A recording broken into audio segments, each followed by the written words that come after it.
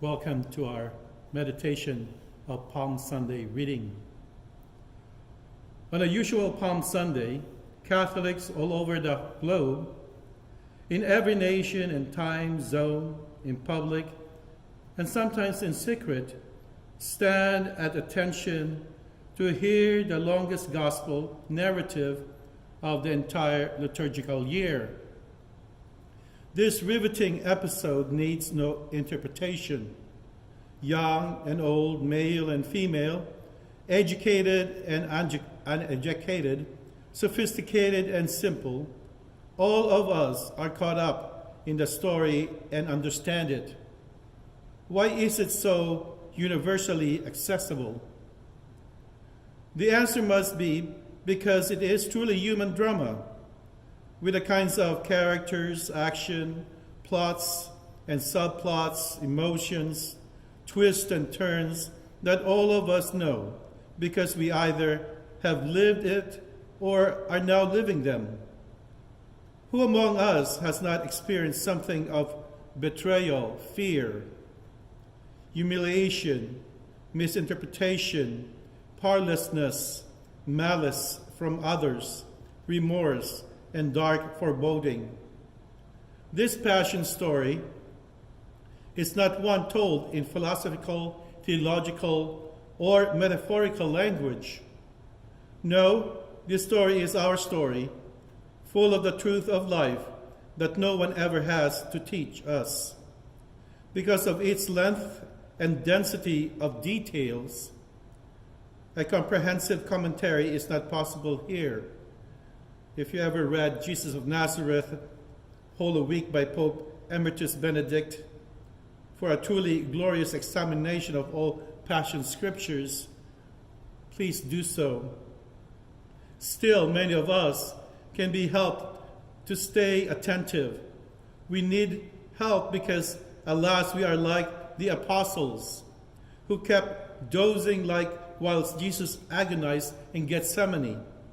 As it is read at Mass by pondering beforehand one of the story's most fascinating themes, irony. Ever since the Garden of Eden, when the serpent promised open eyes to Adam and Eve and instead caused spiritual blindness,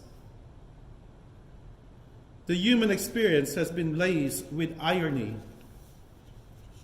Words or events that seem to mean one thing but actually mean something else.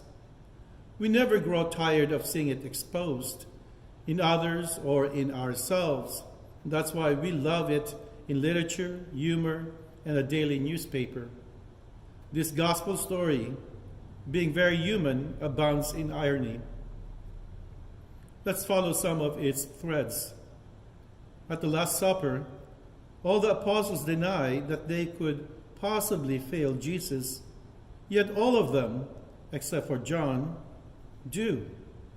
Judas kisses Jesus, a sign of fraternal love, but the kiss was one of betrayal. Those who arrest Jesus show up with swords and clubs, yet all they had ever seen him do was what? Sit peacefully and in the temple and teach.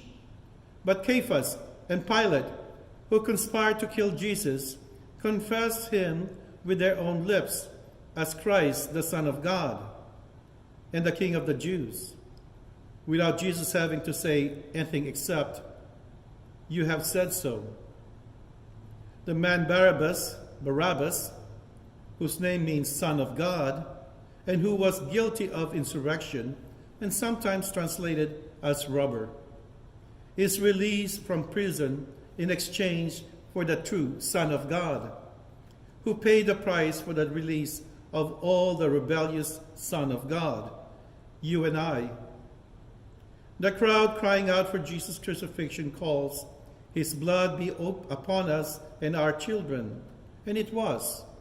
However, his blood would not be the blood of guilt, as they supposed, but the blood of atonement for their sins, for forgiveness.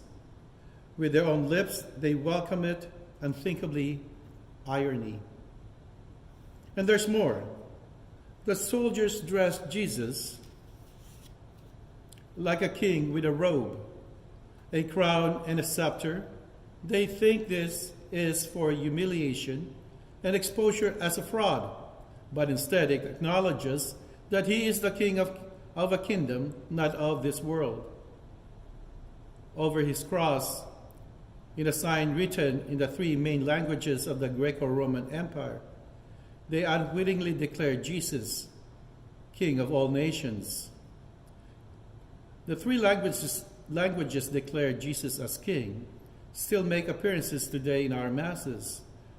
Remember, Kyrie eleison is in Greek, Alleluia is in Hebrew, Sanctus is in Latin.